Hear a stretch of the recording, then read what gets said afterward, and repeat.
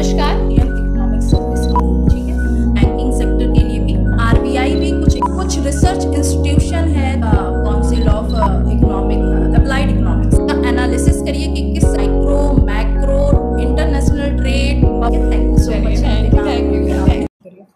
नमस्कार, मैं assistant professor अंतिमा और आप सबका स्वागत करती हूँ हमारे चैनल हिंदी नारी में। आज हम बैठे हैं अर्थशास्त्र सब्जेक्ट के साथ। मुझसे बहुत ज़्यादा प्रश्न पूछे जा रहे थे, काफ़ी क्वेरीज आ रही थी कि इकोनॉमिक्स में क्या करना चाहिए, क्या पढ़ना चाहिए, आफ्टर ग्रेजुएशन क्या क्या स्कोप बनते हैं। तो मुझे लगता है कि मेरे पास एक एक्सपर्ट मौजूद है और मेरे इन सारे प्रश्नों का जवाब ये ज़्यादा बेहतर दे सकती हैं। मेरे साथ हैं मेरी कलीग्स और मेरी सीनियर दिव्या पाल जी, और ये असिस्टेंट प्रोफेसर हैं इकोनॉमिक्स से ही। इन्होंने नेट जेआरएफ क्वालिफाई किया है और पीएचडी कर रही हैं। इसके साथ इन्होंने सिविल में भी एज ए ऑप्शनल सब्जेक्ट लेकर के भी अच्छी खासी तैयारी की है। इन्होंने इंटरव्यूज़ वगैरह भी दिए हैं, तो काफ़ी सारे एस्पेक्ट पे आज हम इनसे बात कर सकते हैं। मैम, बहुत बहुत स्वागत है आपका हमारे चैनल में। Thank you so much. तो हम स्टार्ट करते हैं। आप पहले मैम, आप कुछ अपने बारे में कुछ बताना चाहें तो। मेरी बेसिक शिक्षा बस्ती से हुई है और मेरी हायर एजुकेशन इलाहाबाद यूनिवर्सिटी से हुई है। वहीं से मेरा ग्रेजुएशन हुआ है, पोस्ट ग्रेजुएशन और पीएचडी भी मेरी मेन से ही चल रही है। ओके, तो ये है एकदम सामान्य से पृष्ठभूमि से ऊपर तक जाने का ये प्रक्रिया है पूरी। तो हम स्टार्ट करते हैं क्वेश्चन। बच्चों के जो क्वेश्चन आए, सबसे पहले जो इंटरेस्टिंग क्वेश्चन होता है कि economics as a subject teaching के अलावा क्या क्या स्कोप है, या फिर इकोनॉमिक्स से अगर हम पढ़ते हैं तो हमें टीचिंग के अलावा और किन किन फील्ड में फ़ायदा मिल सकता है। आप देखिए, इकोनॉमिक्स का आप टीचिंग में तो है ये फ़ायदा, ठीक है, आप लेक्चरर बन सकते हैं, आप असिस्टेंट प्रोफेसर के लिए भी अप्लाई कर सकते हैं।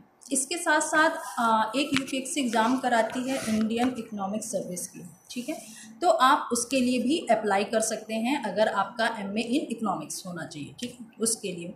इसके साथ साथ आप बैंकिंग सेक्टर के लिए भी अप्लाई कर सकते हैं, ठीक।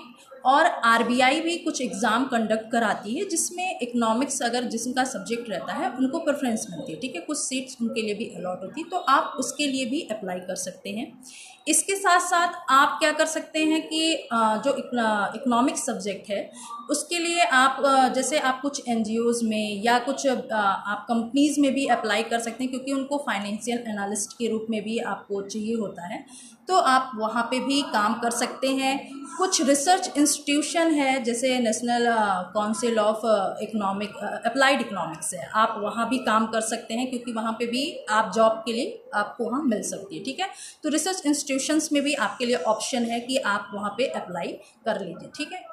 तो इस तरह से आप और इसके साथ साथ अगर आप चाहते हैं तो चूँकि आप इकोनॉमिक्स सब्जेक्ट पढ़ते हैं, आप मार्केट पढ़ते हैं, आपकी मार्केट के बारे में समझ होती है, कौन सी वस्तु की मार्केट में डिमांड ज़्यादा है या कम है, तो आपके पास ये ज्ञान भी होता है, तो आप चाहें तो आप अपना सेल्फ का भी बिजनेस खोल सकते हैं। तो इकोनॉमिक्स जो सब्जेक्ट है ना, वो बहुत ही डायनेमिक सब्जेक्ट है, एवरग्रीन है और उसकी हमेशा मार्केट में डिमांड बनी ही रहती है, ठीक। तो आपके पास टीचिंग के अलावा बहुत सारे फील्ड हैं, आप प्राइवेट सेक्टर में भी काम कर सकते हैं, पब्लिक सेक्टर में भी चाहें तो आप काम कर सकते हैं। ठीक है, तो हमने अभी जाना कि क्या क्या फील्ड में स्कोप है, तो इसके लिए हमें बेस मजबूत करनी होगी, नींव मजबूत करनी होगी, स्ट्रांग होना चाहिए जी। तो मेरा अगला प्रश्न भी इससे रिलेटेड है कि एकेडमिक्स में क्या क्या ध्यान रखना चाहिए। मतलब अगर हम economics as a subject graduation में लेने वाले हैं तो क्या हमें उसके पहले ध्यान रखना चाहिए कि क्या चीज़ हमारे स्ट्रांग होना चाहिए, क्योंकि इकोनॉमिक्स में बहुत लगता है मैथ वगैरह फियर है, तो कुछ ऐसा कुछ ध्यान देना चाहिए कि यूजी में हमें अगर लेना है और इकोनॉमिक्स के साथ कोई ऐसा कॉम्बिनेशन का सब्जेक्ट जो पढ़ने में और हेल्प कर सकता है, ऐसा भी कुछ है क्या? कॉम्बिनेशन का तो ये है कि जैसे अगर आपको आगे बीएड करना है और जहाँ पे कॉम्बिनेशन के सब्जेक्ट चाहिए होते हैं, तो आप अगर चाहें तो इकोनॉमिक्स के साथ ज्योग्राफी ले लें, तो वो अच्छा कॉम्बिनेशन होता है। हिस्ट्री भी ऑप्ट कर सकते हैं आप, तो आप कॉम्बिनेशन। अदरवाइज़ आप अगर यूजी में ले रहे हैं इकोनॉमिक्स, तो आपको थोड़ी कुछ बेसिक चीज़ें मालूम होनी चाहिए कि आगे जब अगर आप अपना कैरियर इकोनॉमिक्स में बनाने जा रहे हैं तो थोड़ी बहुत आपको मैथ्स और स्टैटिक्स का नॉलेज होना चाहिए। अगर बाई चांस जैसे हम लोग बहुत सारे बच्चे ह्यूमैनिटीज़ के होते हैं और कुछ बच्चे साइंस के भी होते हैं, तो साइंस के बच्चों के लिए तो आसानी रहती है आगे पढ़ने में, क्योंकि हम लोग एक इकोनॉमेट्रिक्स का पेपर होता है वो पढ़ते हैं, इकोनॉमिक्स ग्रेजुएशन में भी रहता है, और आगे जब हम पीजी करते हैं तो वहाँ रहता है, स्टैटिक्स का पेपर रहता है, तो आपको वो पढ़ने के लिए ज़रूरी है कि अगर आप ह्यूमैनिटीज़ के हैं तो थोड़ा आपको मेहनत करनी पड़ेगी, लेकिन उससे घबराने की ज़रूरत नहीं है। और अगर जहाँ तक कोशिश है, मुझे ऐसा लगता है कि आपको वो पेपर ज़रूर पढ़ना चाहिए, क्योंकि अगर आप आगे और बढ़ना चाहते हैं, आगे आप रिसर्च करना चाहते हैं, आगे आप एज ए रिसर्चर भी वर्क करना चाहते हैं, तो उसके लिए आपको थोड़ा इकोनॉमेट्रिक्स का नॉलेज होना चाहिए। तो आप क्या कर सकते, थोड़ी बहुत बेसिक चीज़ें जैसे मीन है, मोड है, मीडियन है, ये सब चीज़ें आपको थोड़ा बहुत पढ़ लेना चाहिए या ध्यान देना चाहिए शुरू से ही, और उस पेपर को छोड़ना नहीं चाहिए, क्योंकि मुझे ऐसा लगता है कि आगे रिसर्च में जाकर उसका बहुत ज़्यादा आपको फ़ायदा मिलता है। ठीक है, और कोई भी चीज़ आज के समय में असंभव नहीं है। अगर आपने, जैसे मैं खुद भी ह्यूमैनिटीज़ की हूँ, मेरा मैथ्स नहीं था, लेकिन एक पेपर हम लोग का था स्टैटिक्स का, आपको ऑप्शन भी मिलते हैं, अगर आपको नहीं भी पढ़ना है तो भी कोई दिक्कत नहीं है, ऑप्शनल पेपर रहते हैं स्टैट्स और या इकोनॉमेट्रिक्स के ऑप्शन में आपको इन्वायरमेंटल का पेपर दे दिया जाता है, इकोनॉमिक्स का, या इंटरनेशनल ट्रेड दिया जाता है पढ़ने के लिए। तो आप चाहें तो आपके पास वो भी ऑप्शन है, क्योंकि यहाँ पे क्या है, बहुत फियर है कि इकोनॉमिक्स बहुत टफ है, वहाँ पे मैथ्स है, स्टैट्स है, ये सारे बहुत सारे इशूज आते हैं। लेकिन अगर आप नहीं भी पढ़ना चाहते तो आपके पास एक ऑप्शन है कि आप अदर पेपर ले लीजिए जो थ्योरेटिकल है। ठीक है, तो आपको उससे आसानी हो जाएगी। पर मुझे ऐसा लगता है कि कोई चीज़ भी असंभव नहीं है, अगर आप सीखना चाहेंगे तो सीख लेंगे, तो आप उसको सीखिए पार्ट टाइम। ठीक है, अगर आप आजकल तो आज इंटरनेट का ज़माना है, सब कुछ आपको फ्रीली अवेलेबल है नेट पे, तो आप चीज़ें सर्च करिए, वीडियो सुनिए। अगर एक इंसान की बात आपको नहीं समझ में आ रही है तो आज आप नेट पे जब सर्च करोगे ना, तो हज़ारों लोगों के इसमें वीडियोस पढ़े हैं जिन्होंने अपने लेक्चर दिए, और डेफिनेटली किसी का कुछ तो आपको समझ में आएगा ही। तो आप कोशिश करिए कि उसको पढ़िए, क्योंकि जब आप आगे और भी अब सब्जेक्ट्स एग्जाम देंगे, चाहे आप हायर एजुकेशन के लिए असिस्टेंट प्रोफेसर के लिए अप्लाई करेंगे, जो कि आपका हायर एजुकेशन से भी एग्जाम वैकेंसी आती है, और एक आपके Uttar Pradesh public service commission से भी आती है। तो उस पेपर में जो ऑब्जेक्टिव अभी तक होता आ रहा है ना, तो उसमें कुछ क्वेश्चन इकोनॉमेट्रिक्स के भी रहते हैं या स्टैट्स के। तो अगर आप उनको भी साथ में पढ़ते चलेंगे तो आपके लिए ज़्यादा बेनिफिशियल होगा, आप ज़्यादा मेरिट हाई बना सकते हैं अपने, और आपके सिलेक्शन का चांस ज़्यादा अच्छा रहेगा। ठीक है, और नहीं है तो ज़्यादा परेशान मत होइए, पर कोशिश करिए कि अगर हो जाए तो बेहतर है, क्योंकि समझ में ज़रूर आता है। पहले हम लोग को डर लगता है, जो लोग ह्यूमैनिटीज़ के होते हैं, कि हमें नहीं समझ में आएगा, पर हम लोग को भी जब आ जाता है कोई चीज़ आपके सामने ना, तो आप ज़रूर कर लेते हैं। ठीक है, हमें कोई एक्सपर्टी हासिल नहीं करनी, उसमें एक्सपर्ट नहीं बनना है, पर हमें एक बेसिक नॉलेज उसके लिए चाहिए। तो आप यूट्यूब के थ्रू आप सबसे पहले अपना सिलेबस देखिए, उसमें क्या क्या चीज़ें हैं, बेसिक चीज़ें, मीन, मोड, मीडियन, इनसे रिलेटेड क्या है, क्योंकि कुछ थ्योरेटिकल क्वेश्चन भी पूछे जाते हैं। तो आप उन चीज़ों पर अपनी कमांड बढ़ाएंगे तो आपके लिए वो ज़्यादा बेहतर होगा इसमें। चलिए, बहुत अच्छी बात। अब बात करते हैं हम नेट जेआरएफ के लिए। नेट जेआरएफ के लिए से क्या, अगर हम इकोनॉमिक्स में देना है तो हमें क्या एलिजिबिलिटी चाहिए और मेरिट कितनी जाती है? बच्चों में बहुत कन्फ्यूजन होती है कि मैम कितना % मेरिट क्वेश्चन बना लूँ, और तो ये इस बारे में आपका क्या रिसर्च है? नेट जेआरएफ के लिए तो सबसे पहले आपका एमए में इकोनॉमिक्स होना ज़रूरी होता है, आपका मिनिमम 55% मार्क्स होने चाहिए। उसके बाद जहाँ तक मेरिट की बात होती है ना, मेरिट क्या होता है कि इट डिपेंड करता है कि पेपर कैसा है। अगर पेपर इजी आता है तो मेरिट हमारी अक्सर हाई जाती है, और अगर पेपर मेरा टफ आया है तो मेरिट लो भी जा सकती है। ठीक है, तो आपको अगर कोई बच्चा जनरल कैंडिडेट का है तो एटलीस्ट कम से कम उसको 60% से लेके 70% के बीच में कम से कम उसका नंबर आना चाहिए, उतना परसेंटेज होना चाहिए अगर उसको नेट के लिए। हाँ, नेट के लिए। और जेआरएफ, क्योंकि जब मेरा हुआ था तो उस समय हम 75% आया था टोटल जेआरएफ के लिए। ठीक है, तो आपको अगर अभी का, क्योंकि पैटर्न थोड़ा बदल रहा है, समय के साथ साथ एग्जाम का पैटर्न बदलता रहता है, क्वेश्चंस के तरीके बदलने लगते हैं। ठीक है, तो आपको चूंकि जब समय बदलता है तो चीज़ें भी बदलती हैं, तो उस हिसाब से मेरिट कभी कभी फ्लक्चुएट करती है। कभी हो सकता है आप 60% ही आपने अगर अचीव कर लिया, या 65, जो मेरा नेट हुआ था वो 65% के उस दौरान हुआ था, है ना। तो अभी क्या हो रहा है, कुछ सालों से थोड़ा पेपर टफ आ रहा है। ठीक है, तो इस वजह से मेरिट कभी कभी लो भी जाती है। अगर आप 60% से अब बना ले रहे हैं तो चांस है कि आपका हो सकता है, मतलब सेफ जोन है कि 65, हाँ, जितना ज़्यादा, हाँ, आप 60 से 65 से या 70% के बीच में अगर अपना नंबर गेन कर रहे हैं तो ज़्यादा सेफ है आपके लिए हो जाना। हो सकता है आप उसमें जेआरएफ भी बन सकते हैं। और इंटरेस्टिंग क्वेश्चन, क्योंकि अभी हायर के फिर से एग्जाम आ रहे हैं, तो और आपने क्वालिफाई भी किया है हायर का एग्जाम, तो उसके लिए कुछ ऐसी यूपीएचएससी में कि उसकी सब्जेक्ट की मेरिट क्या जाती है, या फिर उसकी टीचिंग में आने के लिए इकोनॉमिक्स को किस तरीके से पढ़ना चाहिए, एकेडमिक्स और कंपटीशन जो में क्या डिफरेंस है और उसको पढ़ने का क्या तरीका है, वो थोड़ा सा बच्चों से आप शेयर कर सकते हैं। अगर देखिए, आपको सबसे पहले हर इंसान को अपनी लाइफ में अपने गोल को क्लियर करना चाहिए कि उसको किस फील्ड में जाना है, ठीक है।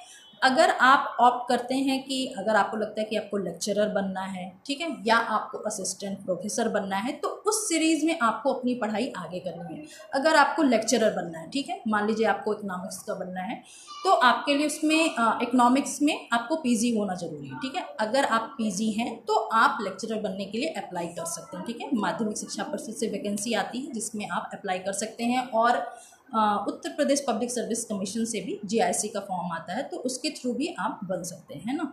तो उसके लिए क्या करना है, आपको एमए इन इकोनॉमिक्स होना है, ठीक है। आपको क्या करना है कि अगर आप सिर्फ लेक्चरर के लिए पढ़ रहे हैं तो आप सबसे पहले किसी भी एग्ज़ाम की तैयारी के लिए ना, मुझे लगता है कि आप अपने प्रीवियस ईयर के क्वेश्चन पेपर निकालिए, ठीक है। जब आप प्रीवियस ईयर के क्वेश्चन पेपर पढ़ते हैं ना, तो आप उसको पढ़ डालिए, ठीक है। क्योंकि आप अगर इकोनॉमिक्स के स्टूडेंट हैं तो मैं इतना मान के चलती हूँ कि आपको बेसिक चीज़ें आती ही होंगी। तो आपको किसी भी पेपर का अगर पैटर्न समझना है तो सबसे पहले उसके क्वेश्चन पेपर को निकालिए और उसको एक बार पूरा रीड कर डालिए, ठीक। तो उससे आपको समझ में आता है कि किस तरह के क्वेश्चन पूछे जा सकते हैं, या जब आप अपनी बुक की रीडिंग करेंगे तो आप उसमें अंडरलाइन या फोकस कर सकेंगे कि मुझे इस क्वेश्चन को पढ़ना है या ज़्यादा ध्यान देना है, ठीक है।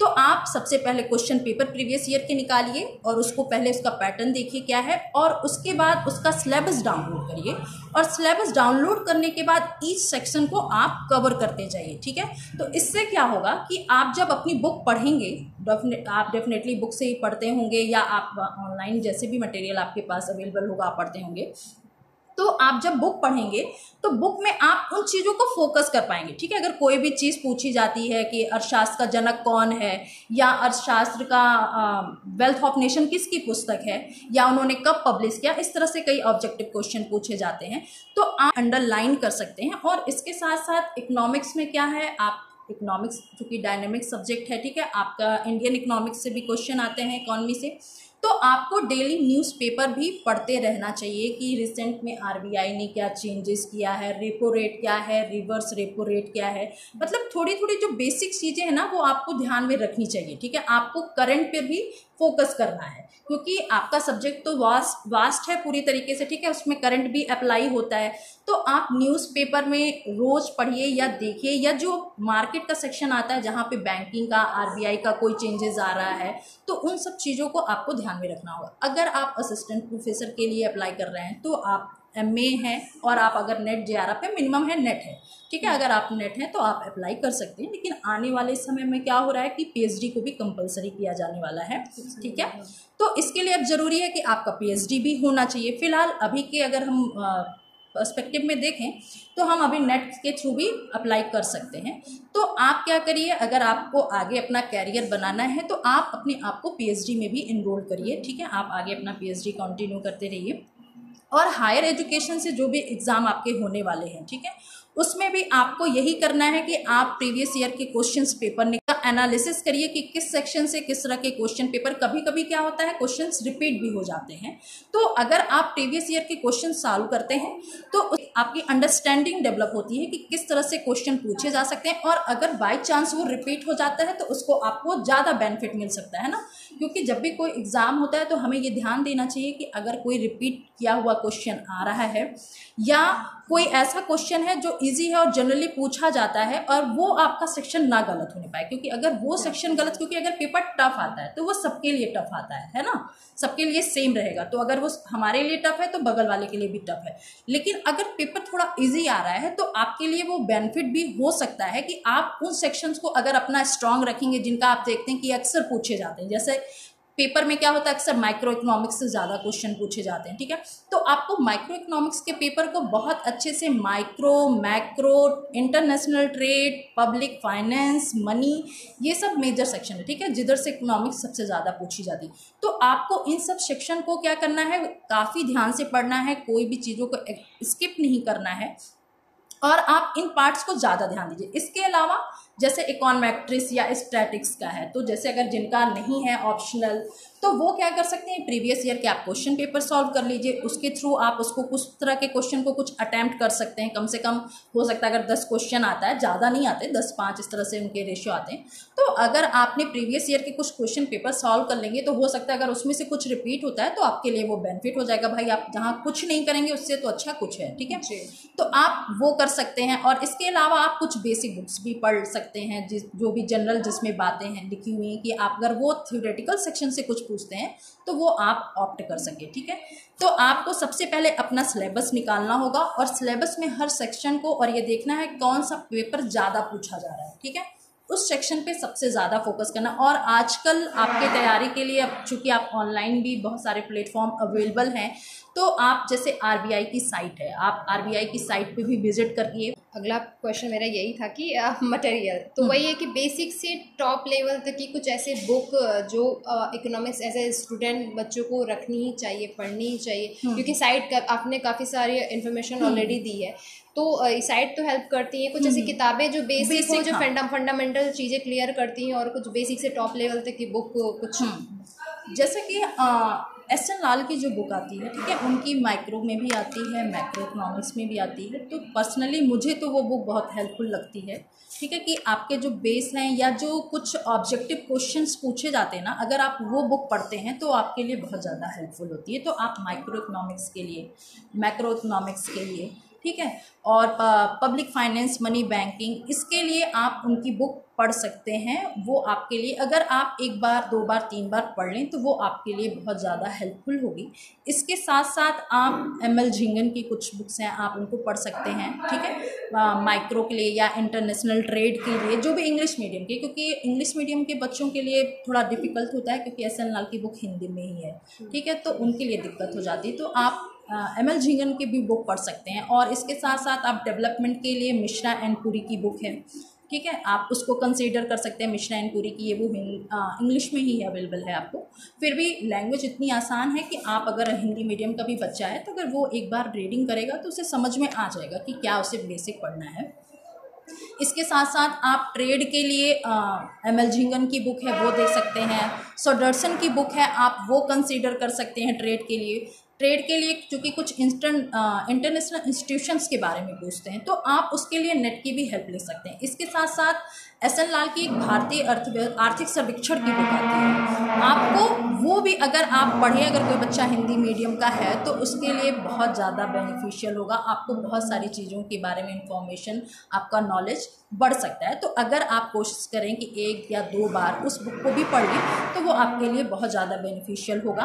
तो क्योंकि उसमें क्या होगा कि आपके जो कुछ करंट मुद्दे हैं, जैसे पॉलिसीज़ हैं, क्योंकि बहुत सारी स्कीम्स चलती हैं, कभी कभी पूछ लेता है कि भारत निर्माण प्रोग्राम में कितने कंपोनेंट हैं, या NRHM स्कीम कब शुरू की गई थी, तो जो करंट इश्यूज़ हैं वो आपके वहाँ से कवर हो जाएंगे उसको पढ़ने में, ठीक है। इसके साथ साथ हमें अब इकोनॉमिक सर्वे हमारा आता है, ठीक है, आपको इकोनॉमिक कोई भी आप एग्ज़ाम देने अगर जा रहे हैं तो आपको इकोनॉमिक सर्वे को भी पढ़ना पड़ेगा। तो आप आजकल तो नेट पे PDF भी अवेलेबल है, तो आप PDF लेके, या बहुत सारे कोचिंग इंस्टीट्यूशंस हैं जो उस पर एनालिसिस करके उसके मेन पॉइंट को लिखती हैं, तो आप वो एक बार उसको भी आप अपने उसमें रीडिंग करके जाइए। कोई भी आप एग्ज़ाम दे रहे हो, चाहे आप नेट DRF का देने जा रहे हो, या आप असिस्टेंट प्रोफेसर के लिए या लेक्चरर के लिए या किसी बैंकिंग सेक्टर में भी जा रहे हो, तो करंट की चीज़ें तो आपको पढ़नी ही पड़ेंगी। तो इकोनॉमिक सर्वे क्या है, वो तो बहुत ज़्यादा इम्पॉर्टेंट है इकोनॉमिक्स के स्टूडेंट्स के लिए, क्योंकि उसमें सारा है, पूरी हर इकोनॉमी आपकी हर साल क्या ग्रो कर रही है, क्या उसमें चेंजेस आ रहे हैं, पूरा ब्यौरा उसमें रहता है। तो आपको इकोनॉमिक्स सर्वे भी कंसीडर करनी चाहिए, पढ़नी चाहिए। तो आपने सिविल एज ए ऑप्शनल भी रखा है इकोनॉमिक्स को, और आपने इंटरव्यू भी दिया है, तो आप एज ए सिविल सब्जेक्ट के थ्रू तो एकेडमिक्स की किताबें क्या हेल्प करती हैं, या फिर अगर सिविल में UPSC या PCS में इकोनॉमिक्स एज ए ऑप्शनल रखना है तो उसके लिए क्या कुछ अलग स्ट्रेटजी रखनी होगी, या फिर कुछ नोट्स वगैरह बनाने के लिए क्या ऐसे हेल्प करना होगा, उसके बारे में कुछ बताइए। देखिए, सिविल्स में भी आप इकोनॉमिक्स को ऑप्ट कर सकते हैं, बहुत अच्छा सब्जेक्ट है, ठीक है, जिसका बेस आपको सबसे पहले अपनी बेस को ही स्ट्रॉन्ग करना है, क्योंकि उसमें भी जो पूछा जाता है उसमें 2 पेपर आपके आते हैं, एक आपका पहला मतलब माइक्रो इकोनॉमिक्स का मतलब एक पेपर होता है, दूसरा जो पेपर होता है वो इंडियन इकोनॉमिक्स का होता है, ठीक है। तो आपको जो पहला पेपर देना है उसमें आपको जो माइक्रो इकोनॉमिक्स से रिलेटेड आएगा, ठीक है, मैक्रो इकोनॉमिक्स से रिलेटेड कुछ क्वेश्चन आएंगे, पब्लिक फाइनेंस से रिलेटेड कुछ क्वेश्चन होंगे, ठीक है। पब्लिक फाइनेंस का जो सब्जेक्ट है उसमें से कुछ आपके पेपर होंगे। तो उसमें क्या होता है कि पेपर्स कई सारे पेपर का उसमें मिक्स रहता है। पहला वाला जो पेपर आपका ऑप्शन होता है, दूसरे पेपर में टोटली वो इंडियन इकोनॉमिक का होता है। तो आपकी जो जितनी भी बेसिक बुक्स हैं, जैसे आपको पढ़नी पड़ेंगी माइक्रो इकोनॉमिक्स, ठीक है, पब्लिक फाइनेंस का पेपर पढ़ना होगा आपको, मैक्रो का कुछ मटेरियल आपको पढ़ना होगा। यानी कि जो हमारे बीए और एमए में सिलेबस रहता है लगभग मिलता जुलता रहता है, कुछ चीज़ें नहीं रहती हैं। लेकिन अगर आपने उसमें ग्रेजुएशन कर लिया है तो आपको सफिशिएंट मैटर मिल जाता है कि आप उसमें से पढ़ सकते हैं, ठीक है। तो जो आपकी ग्रेजुएशन की बुक है वो ज़्यादा हेल्पफुल करेंगी, आपको हेल्प करेंगी उसमें पढ़ने के लिए। दूसरा पेपर जो होता है वो इंडियन इकोनॉमिक्स का पेपर होता है। उसके लिए आपको क्या करना पड़ेगा कि इकोनॉमिक्स सर्वे देखना पड़ेगा, क्योंकि इंडियन इकोनॉमिक्स के पेपर में आपसे पूछा जाता है कि पॉवर्टी क्या है, इंक्लूसिव ग्रोथ क्या है, फाइनेंशियल इंक्लूजन क्या है, सस्टेनेबल डेवलपमेंट, मतलब कि जो भी करंट इश्यूज हैं, ठीक है, इकोनॉमी की, उसके रिगार्डिंग ढेर सारे क्वेश्चन आते हैं। या आपकी एग्रीकल्चर पॉलिसी क्या है, इंडस्ट्रियल पॉलिसी क्या है, इंडस्ट्रियल पॉलिसी के पहले क्या इंडिया की पोजीशन थी और बाद में हमने क्या बेनिफिट हुआ है, ठीक है, या पॉपुलेशन डिविडेंड क्या है, इस तरह के क्वेश्चन आते हैं। तो मुझे लगता है कि ये जो दूसरा पेपर होता है वो नंबर सबसे ज़्यादा आपको मिलते हैं पहले पेपर में, क्योंकि पहले पेपर में क्या होता है कि आपके माइक्रो इकोनॉमिक्स से रिगार्डिंग कुछ क्वेश्चन पूछे जाते हैं या पब्लिक फाइनेंस। तो अगर पेपर में आपके डायग्राम बनाने वाले क्वेश्चन आ रहे हैं तो सबसे ज़्यादा कोशिश करनी चाहिए आपको उसको ऑप्ट करिए, क्योंकि जो हम लोग फर्स्ट ईयर में माइक्रो इकोनॉमिक्स मार्केट पढ़ते हैं, ठीक है, या इंडिफरेंस कर पढ़ते हैं, तो इस तरह के ही क्वेश्चन वहाँ उठाए जाते हैं। तो अगर आप इकोनॉमिक्स का आपका जो पहला पेपर ऑप्शनल का दे रहे हैं आप इकोनॉमिक्स में, अगर उसमें आप जो डायग्राम वाले क्वेश्चन हैं उनको ज़्यादा ऑप्ट करेंगे तो नंबर उसमें ज़्यादा गेन होता है आपको, ठीक। तो हमेशा ध्यान रखिए जब भी आप दीजिए पेपर की, अगर कोई क्वेश्चन ऐसा है जिसमें हम डायग्राम बना के एक्सप्लेन कर सकते हैं तो आप उसी क्वेश्चन को ऑप्ट करिए, आप ज़्यादा से ज़्यादा नंबर गेन करेंगे। इसके साथ साथ आपको इंडियन इकोनॉमी के लिए आपको आप कुछ बुक्स, जैसे मिश्रा एंड पुरी की बुक है, ठीक है, उमा कपिला की इंडियन इकोनॉमिक की बुक आती है, तो आप इन बुक को कंसीडर करें तो वो ज़्यादा बेनिफिशियल होगी आपको नोट्स का प्रिपेयर। और बिना नोट्स के तो कोई तैयारी नहीं होती आपको, चाहे आप शॉर्ट नोट्स बनाओ, चाहे आप 1 या 1.5 पेज का ही बनाओ, कोई ज़रूरी नहीं पूरा आप आंसर तैयार करिए, पर हाँ आपको कुछ इंपॉर्टेंट मैटर्स अपने नोट डाउन करने पड़ेंगे, ठीक। तो आप इन बुक्स की हेल्प लीजिए और साथ साथ आप करंट का, जैसे कि अगर कोई रिपोर्ट आती है, जैसे ऑक्सफैम की रिपोर्ट आ गई, इनइक्वालिटी पे आ गई, या वर्ल्ड लेवल पे कोई रिपोर्ट आती है, ठीक है, जैसे आपका वर्ल्ड बैंक रिपोर्ट इशू करता है, या सस्टेनेबल डेवलपमेंट का इंडेक्स जारी हुआ है, तो उसके रिगार्डिंग क्या होता है, नीति आयोग आपका रिपोर्ट जारी कर रहा है। तो जब आप इंडियन इकोनॉमिक के पेपर में अपना आंसर राइटिंग करिए तो आपको उस रिपोर्ट में जो आया है उसको भी अगर आप मेंशन करेंगे अपने आंसर में तो वो ज़्यादा इनरिच होगा और ज़्यादा अट्रैक्टिव होगा, हो सकता है आपको ज़्यादा नंबर भी मिले, ठीक है। तो जब भी आप आंसर राइटिंग करिए तो देखिए कि उसके रिगार्डिंग, अगर जैसे पावर्टी आ गई तो देखिए क्या पावर्टी के रिगार्डिंग कोई रिपोर्ट आई है या कोई पॉलिसी ऐसी इंप्लीमेंट हो रही है जिसमें बताया जा रहा है कि हाँ पावर्टी में क्या कमी इंडिया में आ रही है या नहीं आ रही, तो आप उसको भी मेंशन करेंगे तो वो ज़्यादा बेनिफिशियल आपके लिए होगा, ज़्यादा अच्छा आपका आंसर राइटिंग होगा। और कोशिश करिए कि जो भी आंसर आप लिखिए इंडियन इकोनॉमिक के पेपर में उसमें कुछ फैक्ट्स भी डालने की कोशिश करिए, क्योंकि अगर हम कोई बात कह रहे हैं कि इंडिया में पावर्टी घटी है तो उसके लिए हमें कुछ डेटा भी तो मेंशन करके दिखाना होगा कि हमने ये देखा कि हाँ 1990 में कितना था, 2001 में कितना है, 2011 में कितना है पावर्टी का रेशियो, ठीक है।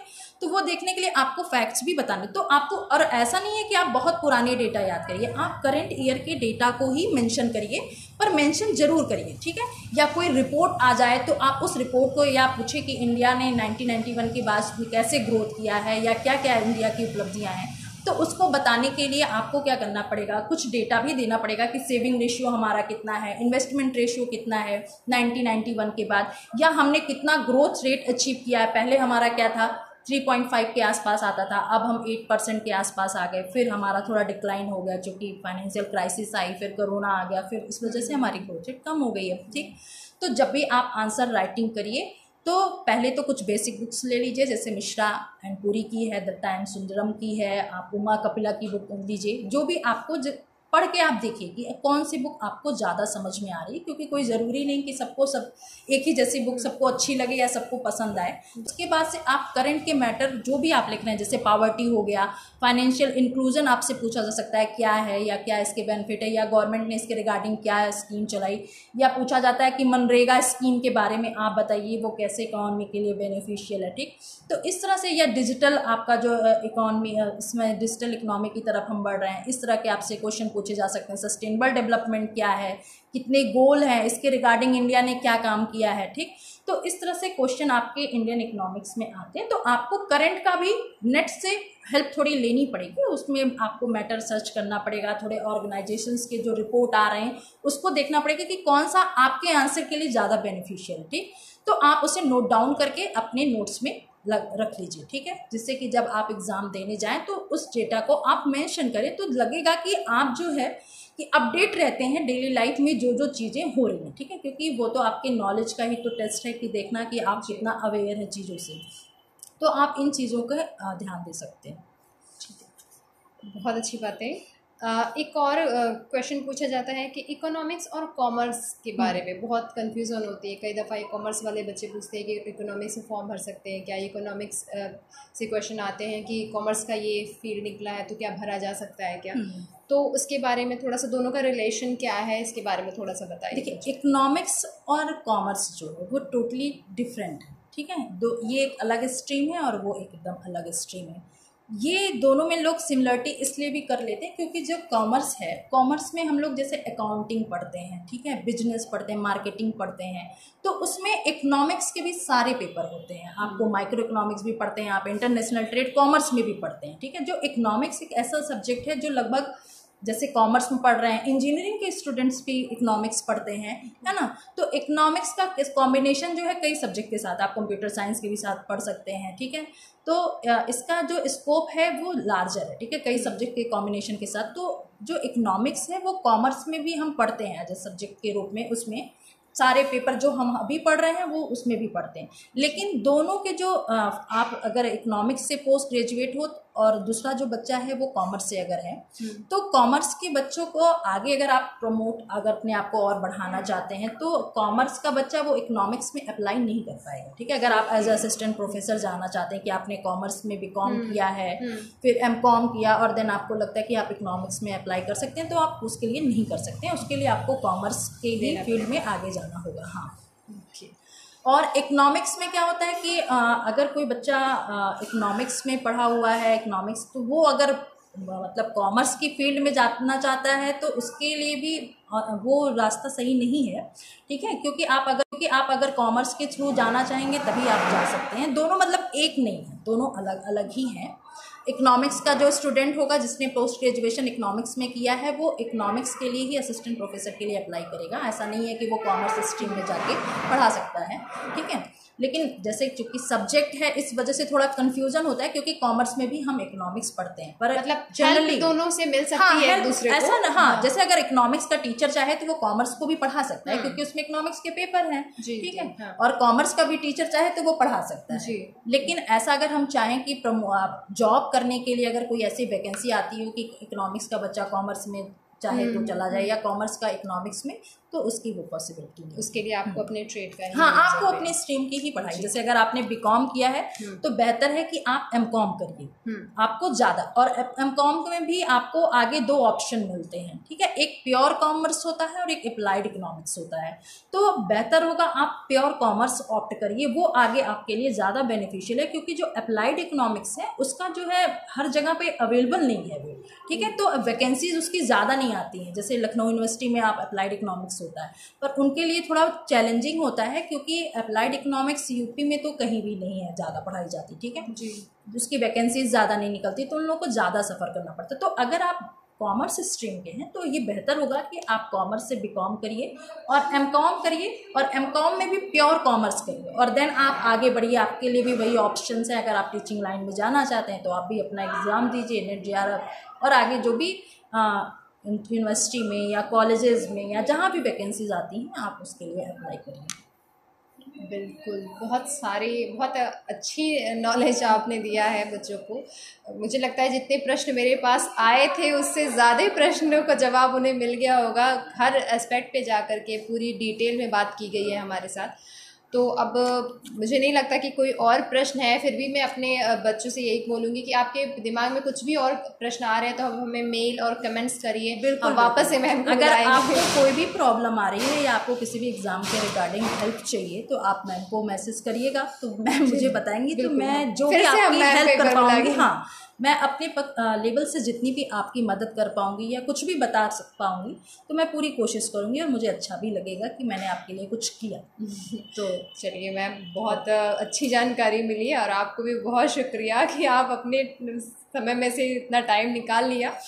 और हम कोशिश करेंगे कि जल्दी फिर से हम मिले बच्चों के ढेर सारे मुझे भी क्वेश्चन बहुत के साथ। खुशी होगी कि अगर हम फिर दोबारा मिले और कुछ नए विषयों पर भी बातचीत कर सकेंगे या आपके ही रिगार्डिंग कोई प्रॉब्लम होती है या कोई भी क्वेश्चन या क्वेरी होती है तो आप मैम से कांटेक्ट करिए, वो जो भी बताएंगी फिर हम आगे फिर से भी मिलेंगे। ठीक है, thank you so much. Thank you.